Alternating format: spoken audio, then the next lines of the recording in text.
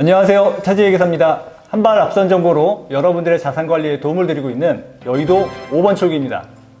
오늘은 정말 따끈따끈한 소식을 들고 왔습니다. 바로 오늘 발표된 세법 개정안인데요. 자세한 내용은 국민은행 이호영 세무사님 모시고 얘기를 나눠보도록 하겠습니다. 안녕하세요. 네, 안녕하십니까. 세무사님, 오늘 좀 갈 길이 먼데요. 우리 좀 네. 빨리 소득세법부터 그렇죠. 좀 핵심 위주로 한번 가보시죠. 진행을 하도록 하겠습니다. 최고 세율이 인상이 됐네요. 종전에는 7단계 구간으로 나뉘어서 6%부터 42%까지 세율이 있었는데 한 구간이 더 신설돼서 10억 원을 초과하는 구간에 대해서는 45%의 세율이 적용되게 됐습니다. 그러면 이제 두 번째 양도소득세를 한번 바로 들어가 보도록 할까요? 먼저 장기보유 특별공제에 거주기간 요건이 좀 추가가 됐네요. 종전에는 2년 이상 거주만 했으면 장기보유 특별공제가 최대 80%까지 가능했었습니다. 거주를 10년을 해야만 최대 80%까지 가능한 구조로 변경이 되는 겁니다. 그러면 세무사님, 네. 올해까지 양도를 하시는 분들은 네. 2년만 거주하셨어도 10년을 보유하셨으면 최대 80%가 네. 적용이 되고 그렇죠. 내년 양도분부터는 4+4 가까이 네. 기간을 적용을 한다는 거겠네요. 그렇습니다.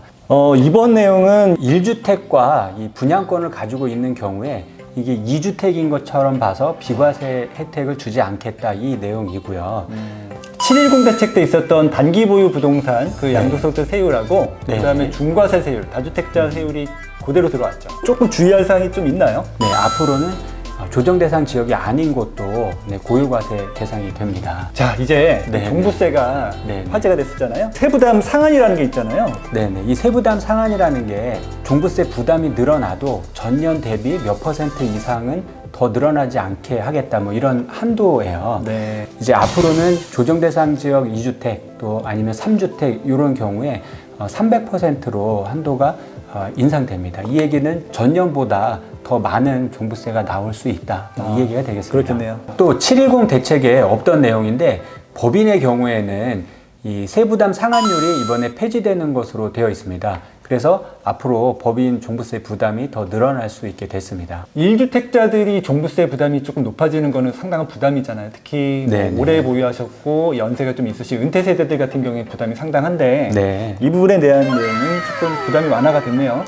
그래서 요거는 이제 개정이 되면 내년부터는 인하 혜택을 볼 수 있을 걸로 보여집니다. 그리고 법인에 대한 부분은 이제 기본적으로 빼주는 네. 문제가 폐지가 됐죠. 종부세 계산할 때는 기본적으로 6억 원을 공제를 해주게 돼 있는데 개인이 보유한 거를 법인으로 분산을 하다 보니까 그걸 막기 위해서 법인은 6억 원 공제를 아예 적용하지 않겠다. 그리고 전에 이제 종부세 부담을 회피하기 위해서 네. 금융기관의 신탁을 이용하면 그렇죠. 분산이 되는 효과가 있었는데 그것도 네. 이제는 좀 어렵게 바뀌겠네요. 신탁한 경우에는 원소유자, 이 개인의 부동산으로 봐서 과세하는 걸로 돼 있기 때문에 이 신탁을 활용한 회피가 이제 불가능해질 것으로 보여집니다. 다음으로 이제 조특법 내용을 간단하게 네. 좀 살펴보도록 할게요. ISA 계좌. 네. 가입 대상이 일정 조건이 있었고 또 뭐 5년 이상 유지해야 되고 이런 제한적인 사항들이 있었는데 이걸 약간 완화를 해줍니다. 다음 내용은 약간 직장인들한테 희소식인데요. 우리 연말정산할 때 신용카드 소득공제가 굉장히 쏠쏠한 부분이잖아요. 네, 그렇죠. 이 부분이 약간 조금 올라가네요, 한도가. 공제받을 수 있는 금액 한도를 향상시켰기 때문에 혜택이 늘어난다고 볼 수 있습니다. 다음 내용은 임대사업자에 대한 부분인 것 같아요. 장기 보유 특별공제가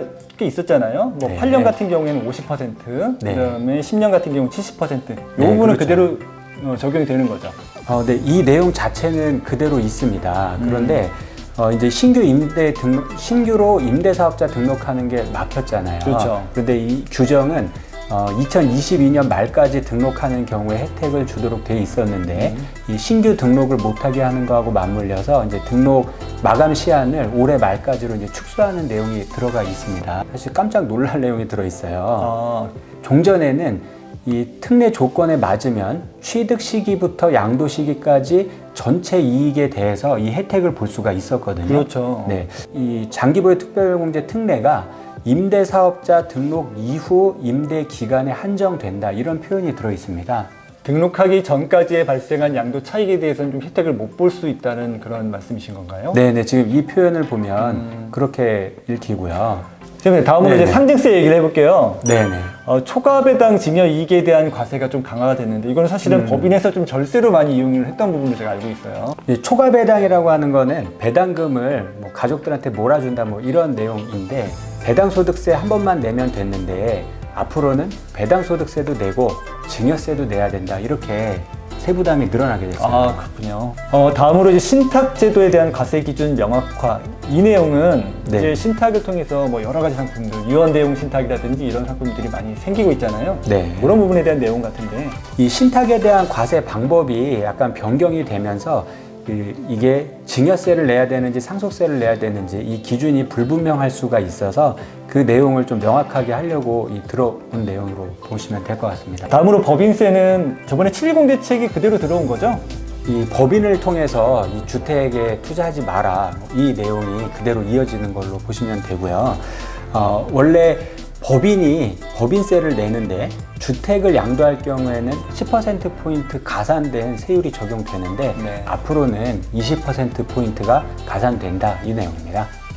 마지막으로 이제 금융투자 소득인데요. 이 부분은 이제 6월 달에 우리 여의도 5번 출구에서도 조용호 세무사님이 자세하게 설명을 해드렸던 내용인 것 같아요. 네네, 그렇죠. 네. 기존에는 이 국내 상장 주식 투자할 때 차익에서 연 2천만 원을 기본적으로 공제해 주는 걸로 돼 있었는데 펀드를 통해서 또는 직접 주식을 투자하는 그 부분은 묶어서 연 5천만 원을 공제해 주는 걸로 변경이 됐습니다. 네, 그리고 펀드에 대한 과세 체계도 좀 개선이 됐고요. 이제 손익 통산을 하고 이제 결손금이 생기면 2월 공제를 해주는데 종전에는 3년 해주겠다고 돼 있었는데 이게 5년으로 기간이 연장됐고요. 요 금융투자 소득은 2023년도부터 적용이 되는 거죠? 네, 그렇습니다. 아직 뭐 시간이 조금 남았기 때문에 뭐 임박한 문제는 아닙니다. 그런데 이제 증권거래세는 당장 내년부터 좀 적용이 된다고요? 이날. 네, 그렇죠. 이 상장 주식에 투자하시는 분들은 이 증권거래세 인하 효과를 조금 더 빨리 보실 수가 있을 것 같습니다. 지금까지 세법 개정안 내용을 가지고 여러분께 말씀을 드렸고요. 저희는 더 좋은 정보로 여의도 5번 출구로 다시 찾아뵙도록 하겠습니다. 지금까지 저는 차지혜 기사 이호용 세무사였습니다. 감사합니다.